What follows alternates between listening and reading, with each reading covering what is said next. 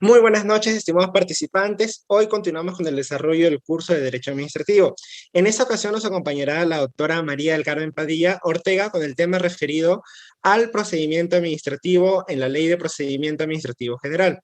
La presentación se va a desarrollar en 5 minutos, ¿sí? Para que vayan ingresando. En estos momentos vamos a poner la introducción y en 5 minutos volvemos con el respectivo tema, ¿sí? Nos vemos en breves. Muchas gracias.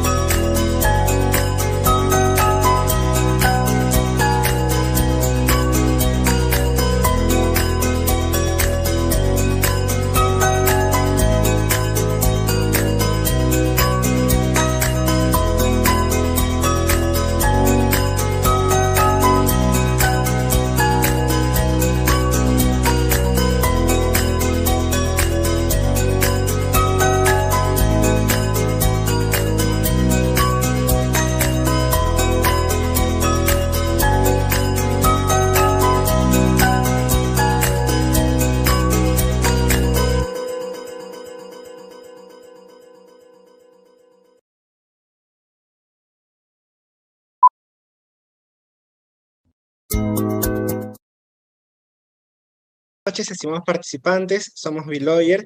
Muy buenas noches, estimada doctora Padilla. ¿Me podría indicar si nos escucha bien, por favor? Buenas noches, Fabián. Buenas noches a todos. Muchas gracias. Sí te escucho bien. Muchísimas gracias, doctora. Agradecerle por participar en este curso y por su enorme apoyo que siempre nos brinda. Es un placer contar con su presencia, doctora. No, gracias a ustedes y gracias también al público que nos está acompañando hoy y por habernos esperado estos minutos. Listo, doctora. Doctora, ¿el día de hoy va a desarrollar la presentación con una PPT o va a ser de forma oralizada? No, con una PPT. Sí, ¿podría hacer la prueba y hacer el compartimiento para ver si todo está bien, por favor? Sí, para eso necesito que por favor me habiliten. Sí, ya se encuentra habilitada, doctora. Ah, ya, perfecto, gracias. ¿Me confirman si lo ven, por favor? Un momento. Sí, ya se visualiza, pero no en la PPT-1. Sí. Ahora sí. Sí. Doctora, antes de empezar voy a realizar la presentación de su reseña y le brindo el uso de la palabra. ¿Sí? Muchísimas gracias, doctora.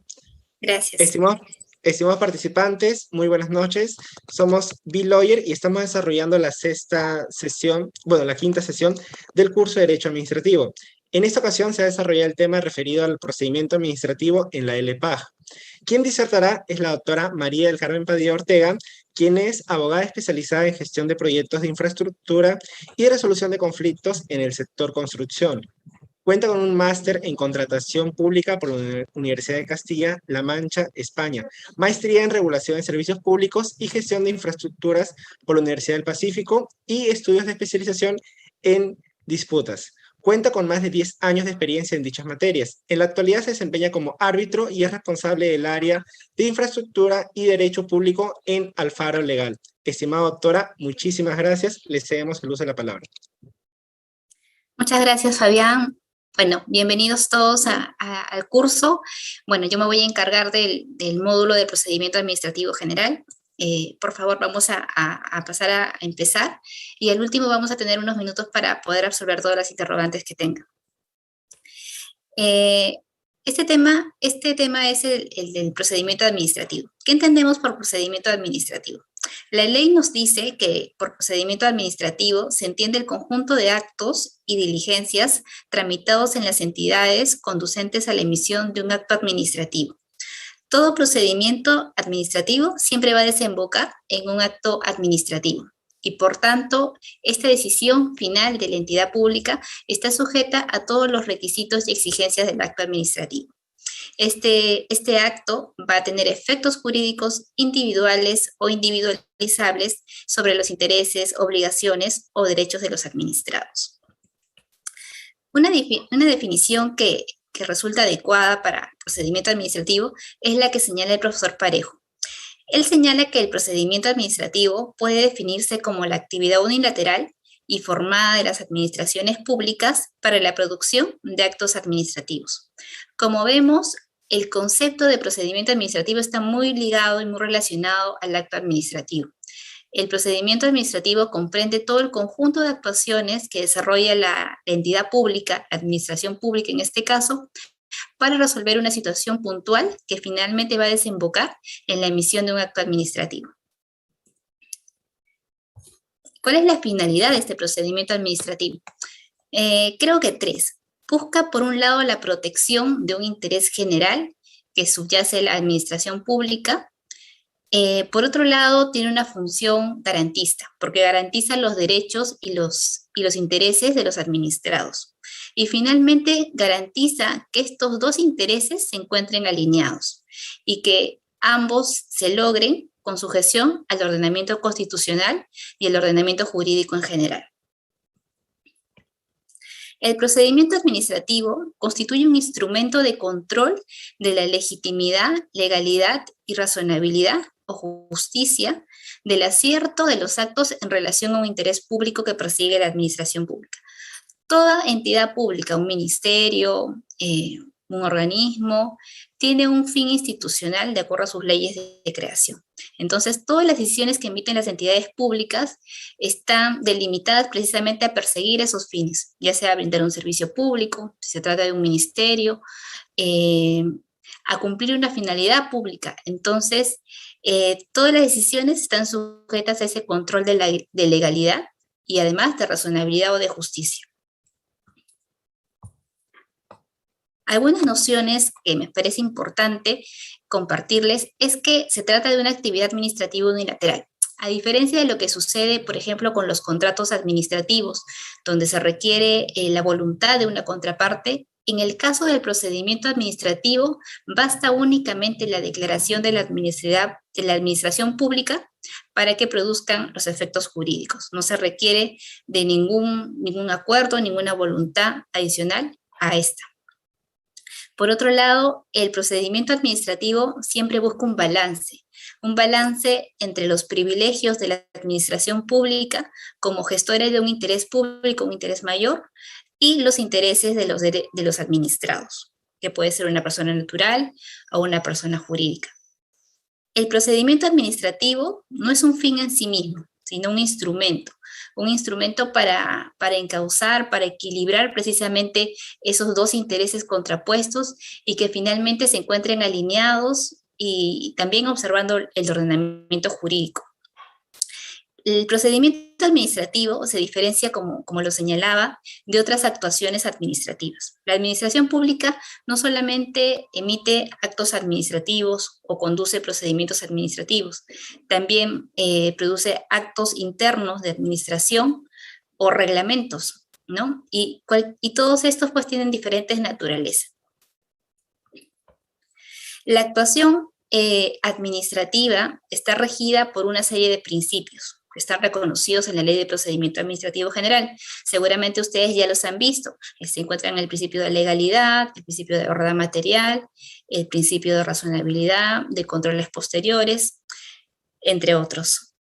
Estos principios son deberes de la autoridad administrativa. Toda actuación de la administración pública tiene que observar estos principios como un deber. La aplicación de estos principios no requiere ninguna autorización, no requiere ninguna reglamentación. Los principios están reconocidos en la norma y por lo tanto constituyen deberes de las autoridades administrativas. Además, sirven de criterio interpretativo para resolver las cuestiones que puedan suscitarse en la aplicación de las reglas del procedimiento. Además, sirven como parámetros para la generación de otras disposiciones administrativas de carácter general y para suplir vacíos en el ordenamiento administrativo. Muchas veces existen muchas normas, pero estas normas no contienen el supuesto específico que necesitamos para aplicar un caso. En ese caso, ante la falta de una regulación normativa expresa, se encuentran los principios administrativos que precisamente tienen esa finalidad garantista de buscar el equilibrio entre el interés de la administración pública y el interés particular del administrado. Estos son los procedimientos, ya los he mencionado algunos, y ustedes entiendo que también ya los han revisado. Por otro lado, como decía, la actuación administrativa tiene que observar el ordenamiento jurídico. Y el ordenamiento jurídico está constituido por las disposiciones constitucionales, los tratados y los convenios internacionales, las leyes y disposiciones de jerarquía equivalente, los reglamentos, la jurisprudencia también, proveniente de las autoridades jurisdiccionales, y las resoluciones emitidas por autoridades administrativas. Adicionalmente, los pronunciamientos vinculantes y los principios que estábamos viendo hace un momento, que sirven de criterios interpretativos para suplir algunas deficiencias normativas.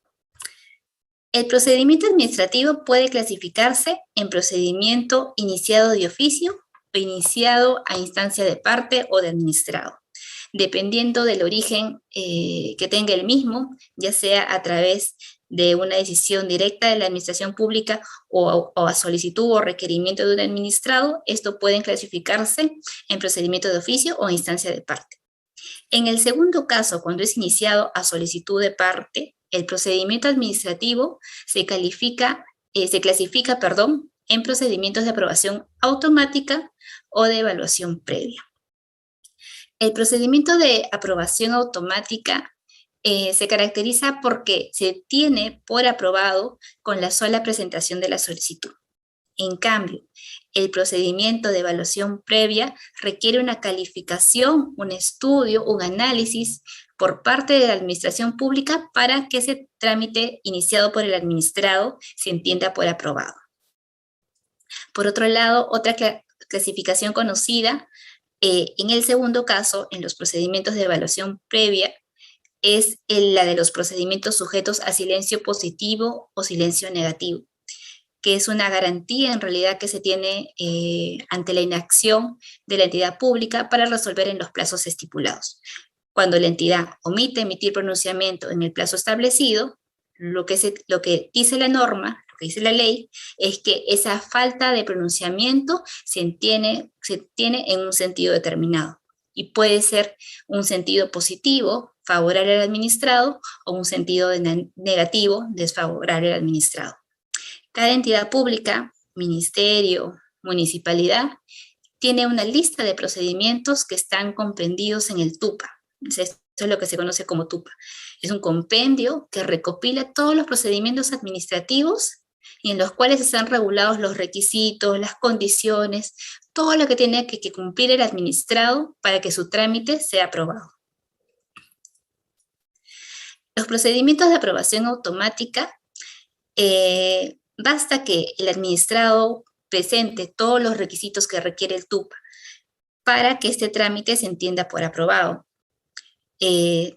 Acá se justamente mencionaba, siempre que se cumpla con los requisitos y entregue la documentación completa señalada en el TUPA. En este caso, en los procedimientos de aprobación automática, las entidades no emiten ningún pronunciamiento expreso confirmatorio de esa aprobación. Y esto porque la norma precisamente lo reconoce así. Pero eso no quita que luego tengan que realizar una fiscalización posterior por toda la documentación que ha sido presentada por el administrado. Eso no quiere decir pues que uno presente una solicitud ante una municipalidad o un ministerio y la entidad se olvide. Al contrario, tienen la obligación de realizar una fiscalización posterior o un control respecto de toda la información, documentación, formulario que haya sido presentada por los administrados. Y eso trae que los administrados tengan responsabilidades sobre cada información, cada documentación que se presentan en los procedimientos administrativos. Porque vamos a ver más adelante que si se verifica en esa fiscalización posterior una información inexacta, una documentación falsa, algo que no sea concordante con la realidad, eso va a generar una contingencia. Y esa contingencia es un procedimiento sancionador.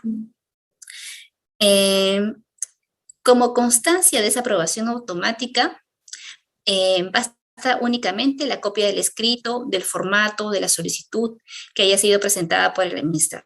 No se requiere ninguna actuación administrativa posterior, basta que el administrado tenga su cargo de la solicitud que haya presentado, su formulario, o dependiendo de lo que indique el trámite, para que ese trámite se entienda por aprobado. Los procedimientos de aprobación automática están sujetos a presunción de veracidad. La presunción de veracidad es que todos los documentos, toda la información que yo declare como administrado se entienda por veraz y por verificada. Por tanto, esto habilita a la entidad a que posteriormente, en su fiscalización que realice de forma aleatoria, pueda revisar y comprobar si efectivamente la información que ha sido proporcionada por el administrado se ajusta a la verdad de los hechos. Y ejemplos típicos de estos trámites son los procedimientos de obtención de licencias, las autorizaciones, las constancias, las copias certificadas. Por ejemplo, un procedimiento de una licencia de edificación que se solicita ante una municipalidad. Algunos de estos procedimientos, no todos, están sujetos a aprobación automática. Basta que el administrado cumpla con todos los requisitos que establece el TUPA para que el procedimiento de la obtención de licencia se entienda por aprobado. Bueno, en algunos casos, por ejemplo, se requieren algunos actos posteriores. Luego de esa presentación de documentos, a veces se requiere que el administrado presente un formulario, por ejemplo, de comunicación de inicio de obra, pero en realidad el trámite ya ha sido aprobado solo con la presentación de los documentos exigidos en el TUPA. Lo otro que estábamos viendo es que todos los documentos están sujetos a una presunción de veracidad.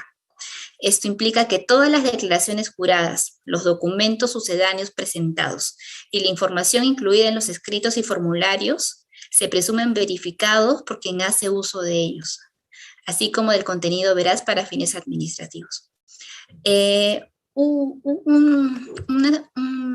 caso que de este tema justamente que podría hablarle es lo que sucede en los procedimientos administrativos de contratación con el Estado.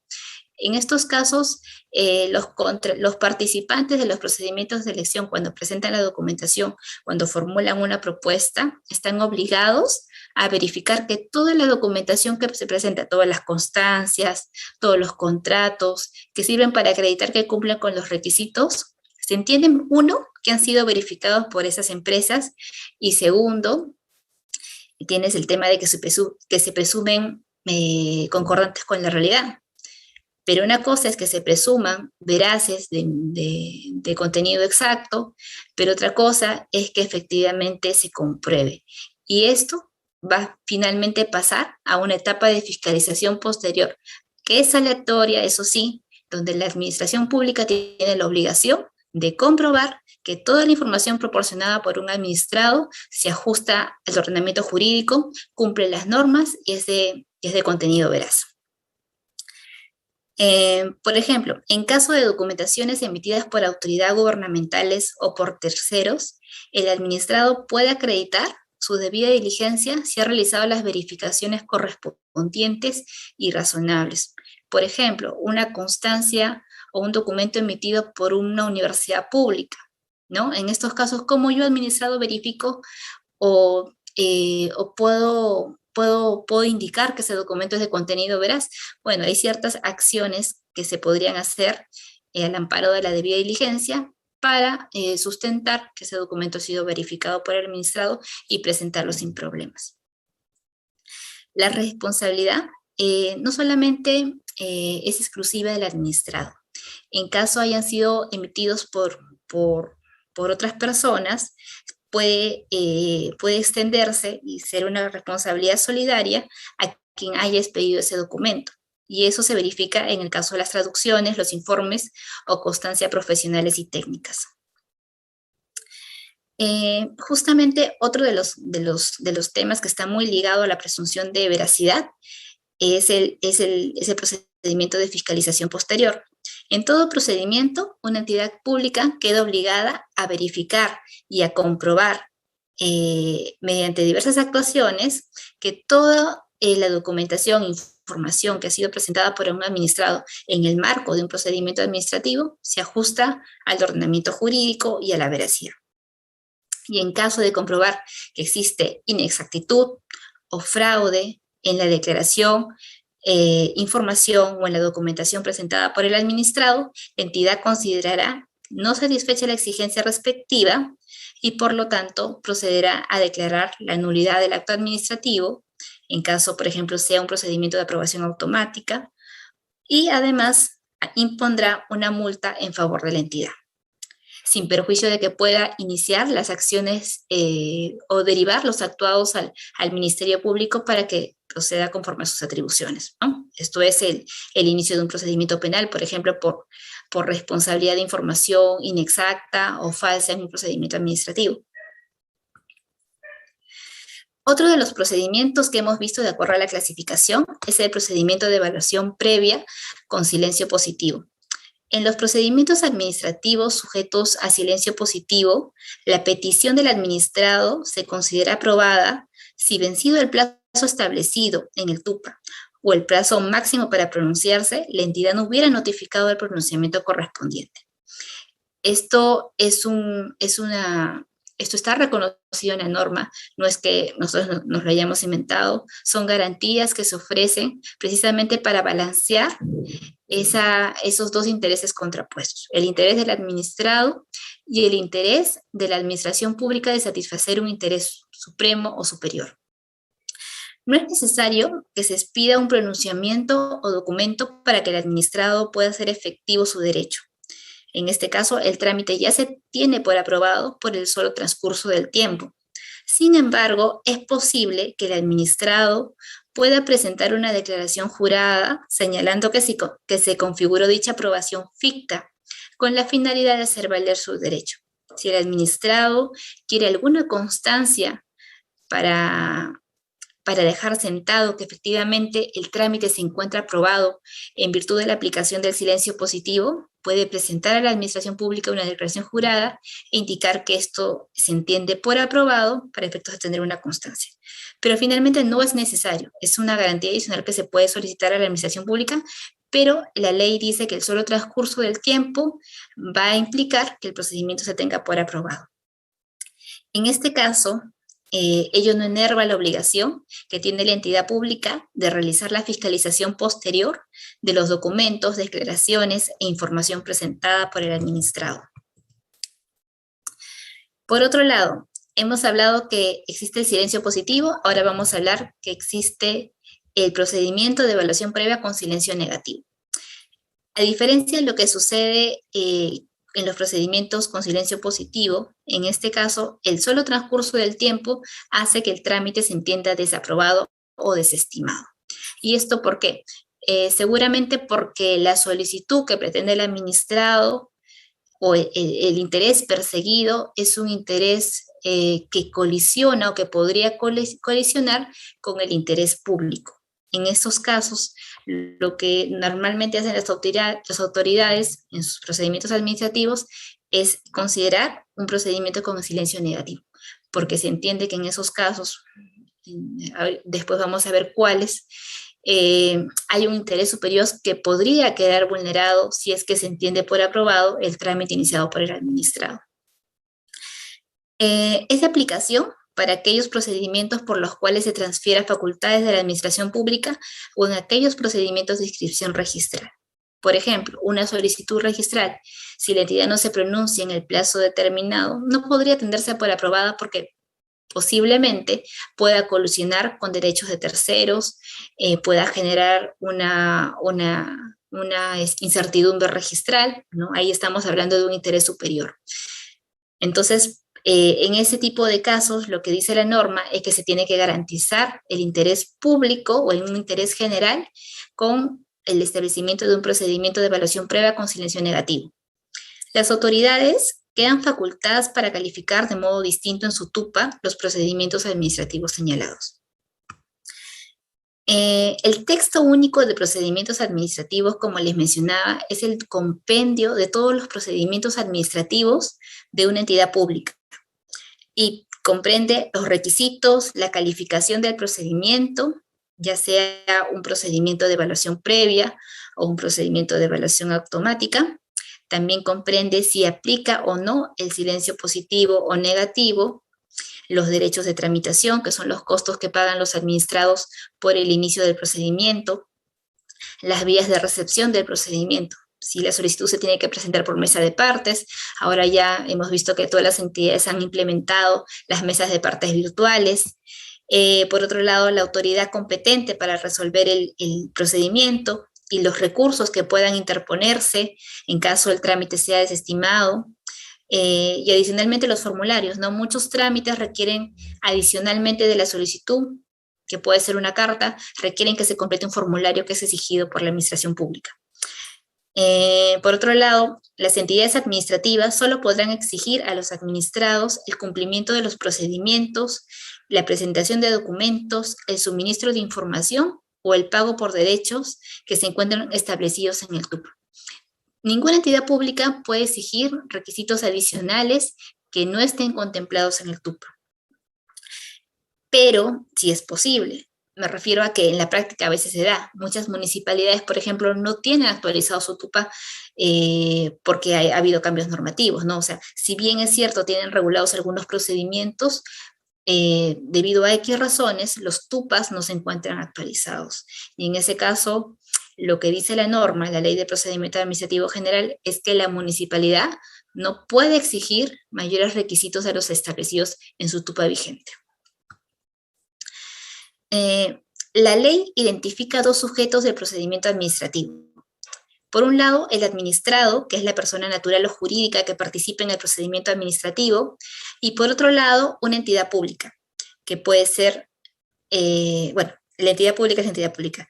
Lo que quería comentarles es que la entidad pública también puede ser administrado, pero en este caso, cuando es administrado, lo que la norma dice es que ello no le va a generar ningún privilegio, sino que se presenta en igualdad de facultades y deberes que los demás administrados, cualquier persona natural o cualquier persona jurídica. La autoridad administrativa es el otro sujeto identificado del procedimiento administrativo. Es el agente de las entidades que bajo cualquier régimen jurídico y ejerciendo potestades públicas conducen el inicio, la instrucción, la resolución, la ejecución o que de otro modo participan en la gestión de los procedimientos administrativos. Un momento. Ya. El administrado, bueno, se consideran administrados quienes promueven como titulares de derechos o intereses legítimos un procedimiento administrativo. Por otro lado, también son administrados aquellos que sin haber iniciado un procedimiento administrativo poseen derechos o intereses legítimos que pueden resultar afectados por la decisión a adoptarse. Es el caso, por ejemplo, de un procedimiento administrativo sancionador, donde son iniciados por la autoridad administrativa de oficio. Sin embargo, se considera administrado en este caso al presunto infractor de una infracción administrativa. El administrado tiene libertad de actuación procesal. Está facultado para realizar todas las acciones que estime convenientes para poder defender sus intereses y sus derechos. Claro, eso sí, están prohibidas, digamos, aquellas conductas que impidan o perturben algunos derechos de otros administrados o de alguna forma lleven implícito un incumplimiento de sus deberes administrativos. Los administrados tienen derechos. Entre ellos podemos mencionar el derecho de precedencia en la atención del servicio, el trato respetuoso, el acceso al expediente, el acceso a la información. Y por otro lado, como correlato de estos derechos, también tienen deberes. Por ejemplo, el de abstenerse de formular pretensiones ilegales, el de no declarar hechos contrarios a la verdad, que ya sabemos que genera muchas contingencias, la colaboración para el esclarecimiento de los hechos. Vamos a ver que la administración pública en los procedimientos administrativos se encuentra legitimada para solicitar información al administrado si considera que eso resulta necesario para el esclarecimiento de los hechos. Y como correlato de eso, el administrado tiene el deber de proporcionar a la entidad pública la información requerida como un deber de colaboración. Adicionalmente, el administrado tiene el deber de comprobar la autenticidad de toda la información que presenten los procedimientos administrativos. Y eso es lo que hablábamos hace un rato. El hecho que yo inicie un procedimiento administrativo me impone la obligación de tener una debida diligencia, de verificar de que toda la documentación que yo presente en ese procedimiento administrativo sea concordante a la realidad, se encuentre sustentada y sea una información legal.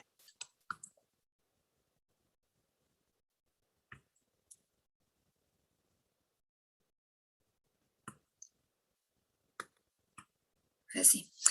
El procedimiento administrativo es promovido de oficio o instancia del administrado.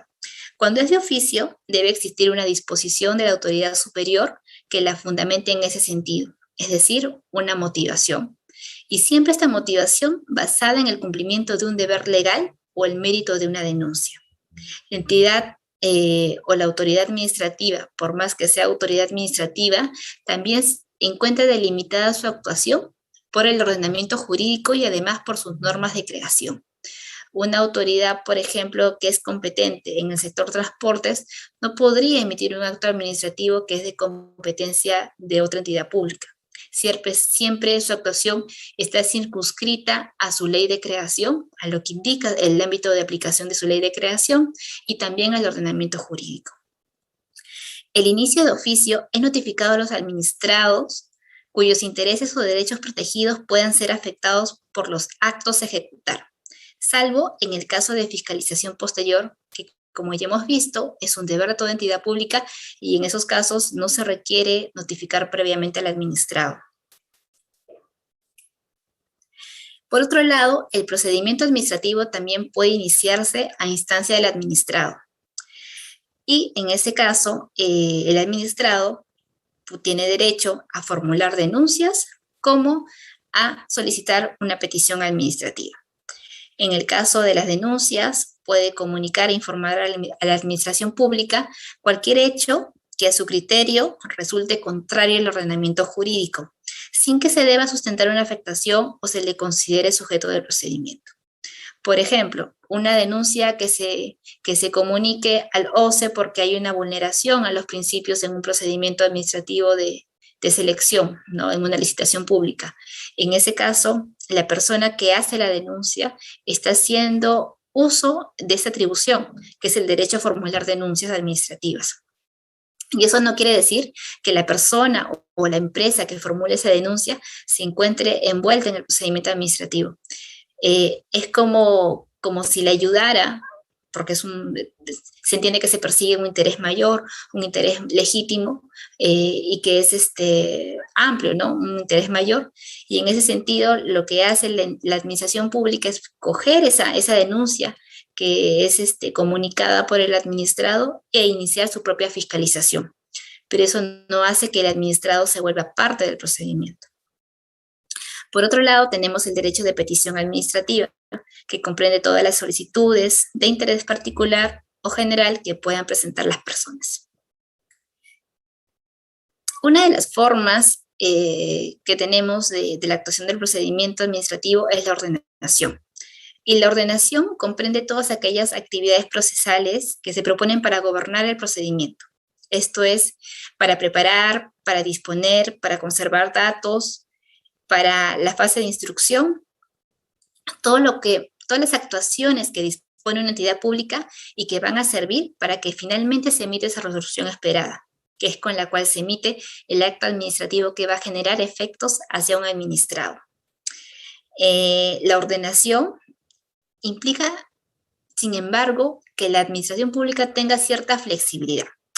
En el caso de los procedimientos administrativos no hablamos de etapas preclusivas, por ejemplo, como ocurre de repente en el proceso judicial. En este caso, si bien se trata de un procedimiento, hay una flexibilidad para la administración pública, para la autoridad pública, para poder realizar sus investigaciones, sus actuaciones, sus fases procesales, digamos, para buscar esa verdad material que se requiere para emitir un acto administrativo. Por otro lado, también hablamos de impulso del procedimiento. La autoridad competente, aún sin el pedido de parte, está obligada, y seguramente recordarán el principio de impulso de oficio, la autoridad está obligada de promover toda actuación que resulte necesaria para su tramitación. Y esto tiene que ver precisamente con la búsqueda de esa verdad material, de buscar pues y poder utilizar todas las herramientas, todas las pruebas, todos los medios que considere necesaria para poder comprobar una situación determinada.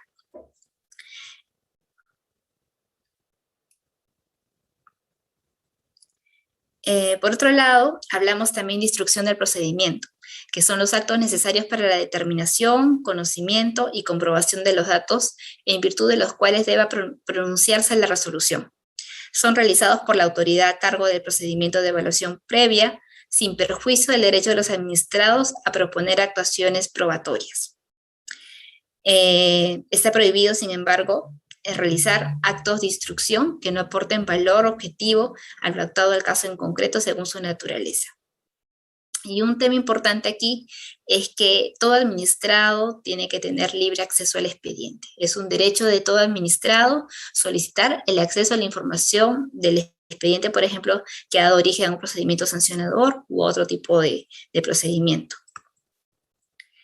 Los administrados también tienen la facultad de formular alegaciones. Y esto es un acto voluntario de los administrados. Pueden formularse en cualquier momento del procedimiento.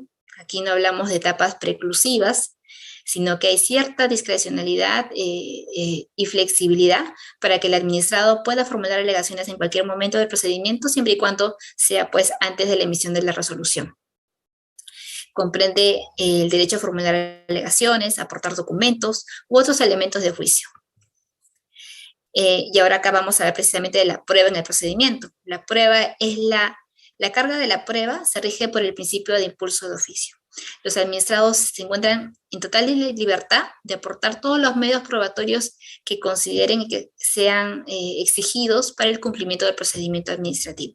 Sin embargo, eso no quita que la autoridad administrativa tenga la obligación de solicitar la actuación de pruebas adicionales si es que resultan necesarias para el trámite administrativo. Bueno, acá señalábamos que corresponde a los administrados aportar pruebas mediante la presentación de documentos, de informes, se pueden también proponer pericias, testimonios, inspecciones y demás diligencias permitidas, siempre que no se haya emitido la resolución definitiva, como decía.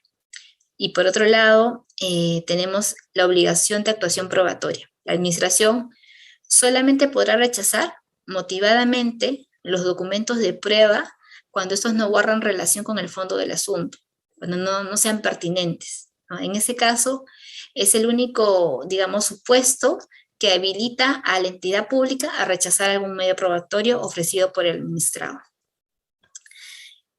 Pueden prescindirse de actuación algunos documentos, por ejemplo, cuando se trata de documentos referidos a hechos públicos o notorios. En ese caso, la norma ha considerado no necesario que requieran ser actuados.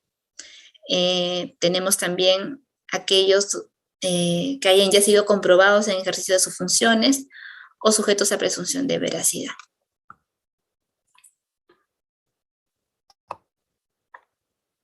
Ya. El valor de la prueba. Constituyen medios de prueba los documentos, la solicitud de informes, los dictámenes de cualquier tipo, de testimonios, las pericias y la confesión. La autoridad puede exigir a los administrados la comunicación de informaciones, la presentación de documentos o bienes, el sometimiento a inspecciones de sus bienes, así como la colaboración para la práctica de otros medios de prueba. Y será legítimo el rechazo a la exigencia prevista en estos anteriormente, cuando la sugestión implique, por ejemplo, la violación de un secreto profesional o una revelación prohibida por la ley, o suponga directamente la revelación de hechos perseguibles practicados por el administrado o afecte derechos constitucionales. En estos casos, se puede rechazar legítimamente la valoración de una prueba.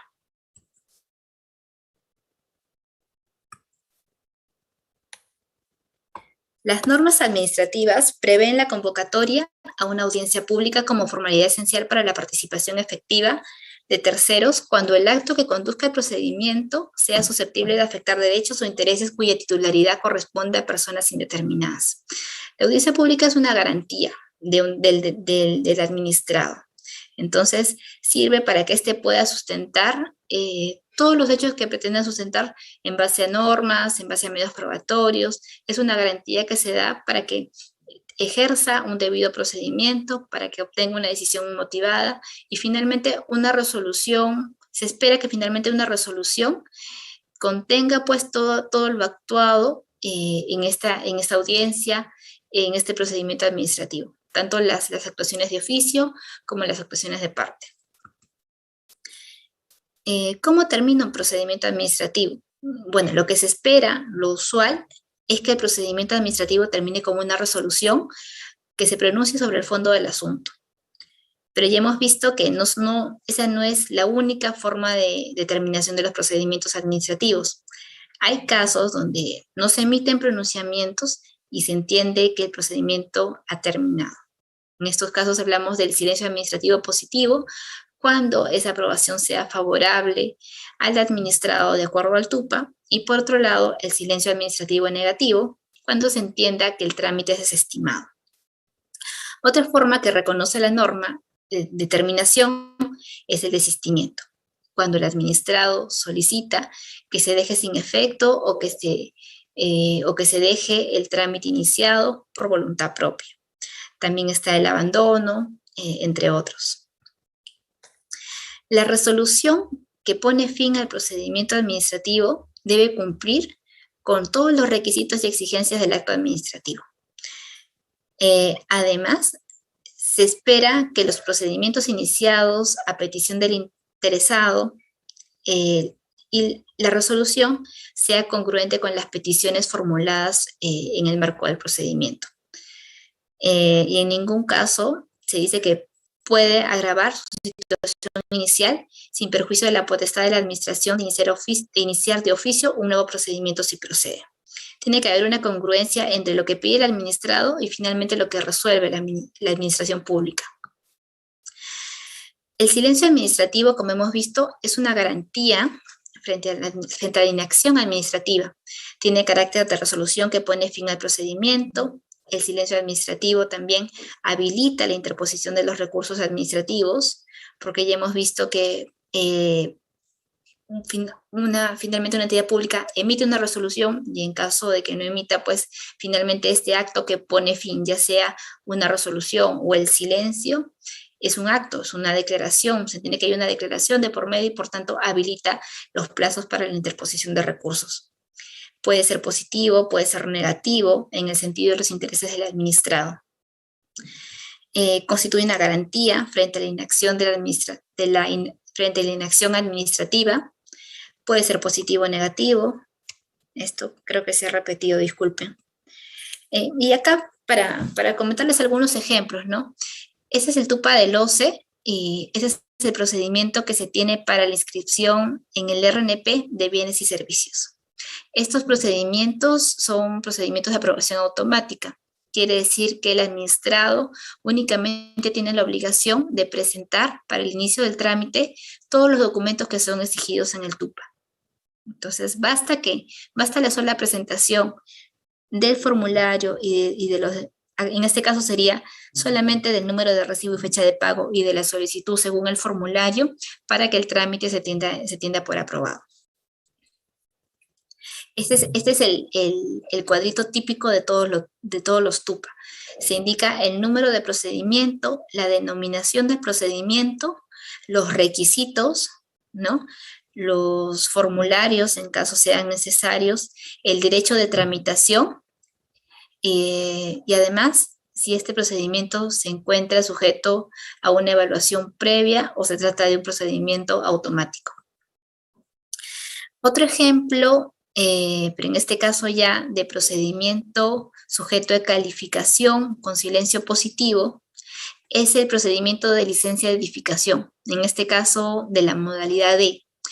Este es el TUPA de la Municipalidad del Callao. Acá es solamente indicado una parte, pero acá se establecen una serie de requisitos que se entienden que son suficientes para tenerse por aprobados en caso la entidad administrativa no cumpla con pronunciarse en el plazo estipulado, que en este caso son 25 días. Finalmente, tenemos también un ejemplo de procedimiento administrativo sujeto a silencio negativo, y este es el caso del procedimiento de acceso a la información pública. En estos casos, aun cuando se cumplan con todos los requisitos exigidos en el TUPA y se cuente también con el silencio de la entidad o la falta de pronunciamiento, en estos casos se entiende que el trámite ha sido denegado. Otro aspecto importante es el tema de la ejecución de las resoluciones. Como mencionábamos, el procedimiento administrativo va a desembocar en un acto administrativo. Por tanto, los actos administrativos o las resoluciones administrativas son ejecutivas, son obligatorias tanto para el administrado como para la entidad pública y por tanto tienen la obligación de ser cumplidas.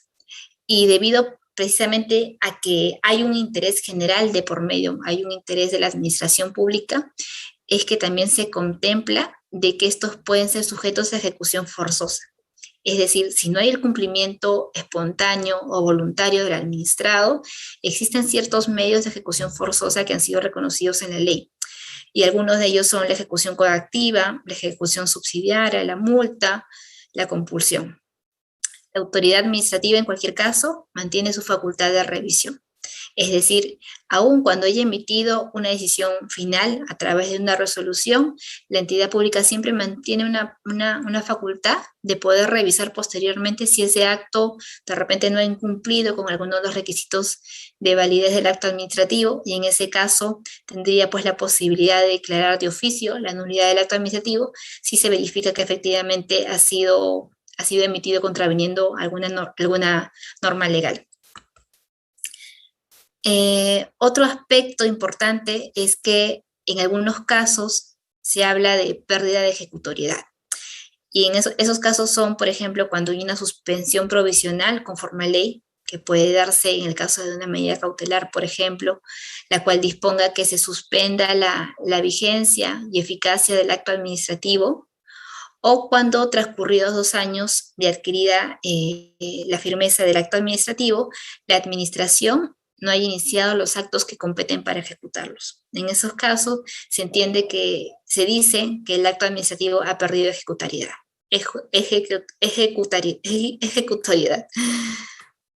A ver, unas conclusiones.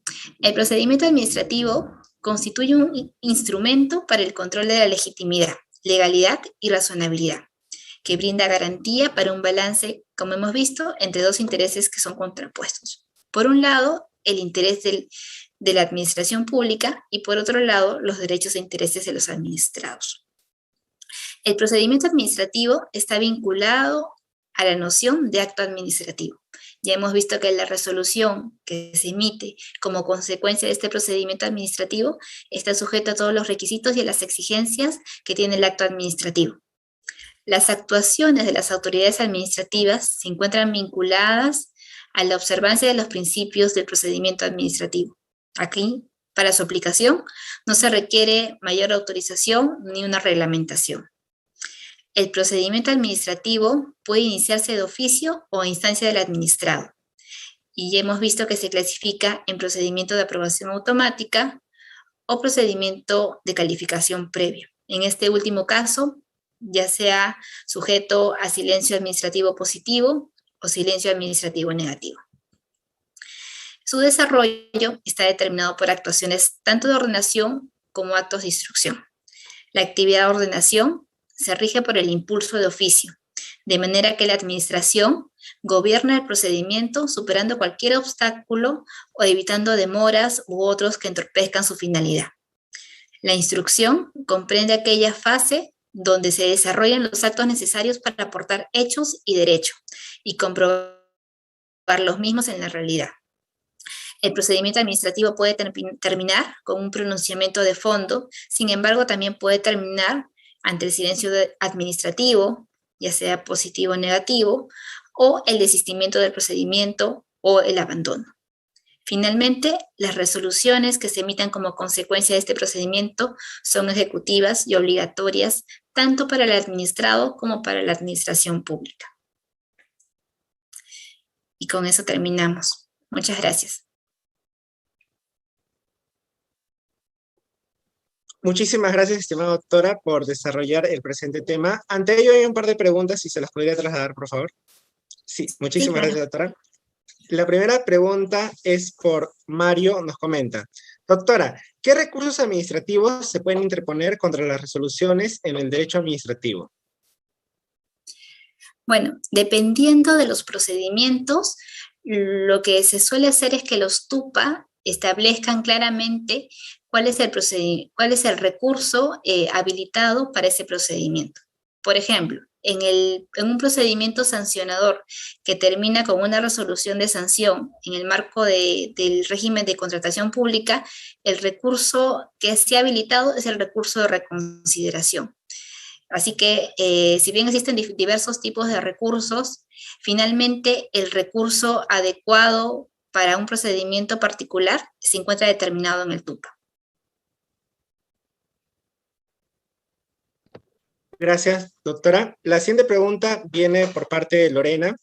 ¿Qué características debe cumplir una resolución?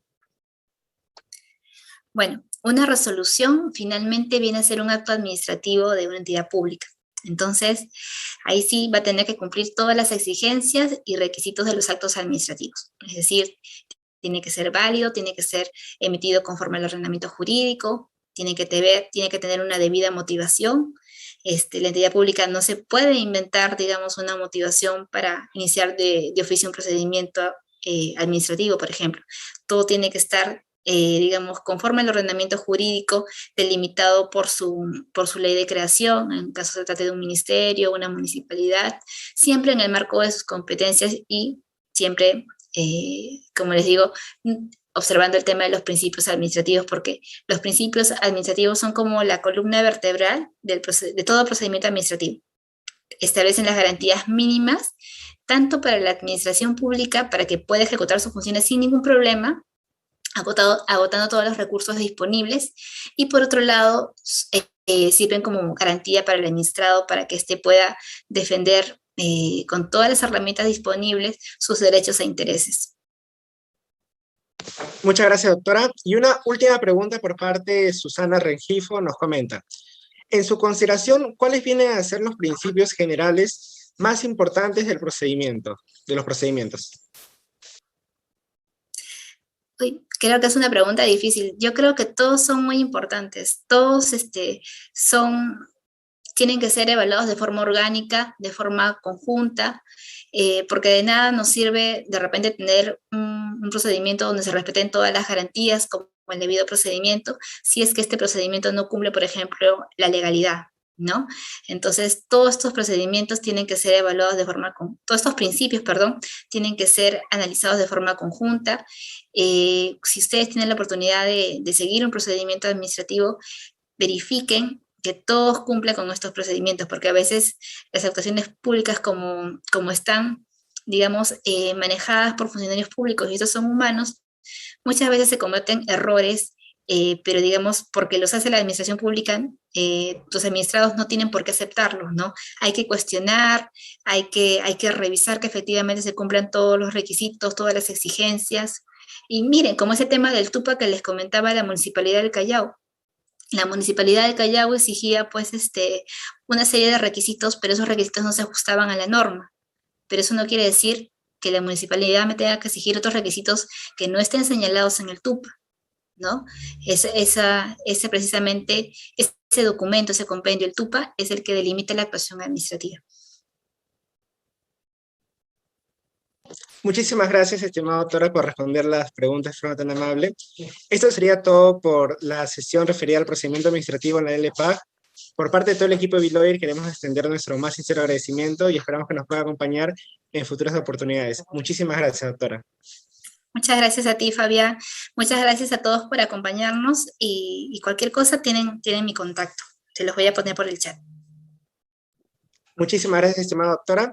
Estimados participantes, solo para hacerles un ligero comentario, el día de mañana, respecto a la sesión de la doctora Lorena Osores, se va a trasladar para el día 1 de octubre. Por ende, el día de mañana no hay presentación. Sí, nos estaríamos trasladando para la siguiente fecha, que vendría a ser el día martes, con la sesión de la doctora Claudia Genoveva. Esto sería todo por hoy. Muchísimas gracias a todos. Muy buenas noches, estimada doctora. Hasta luego.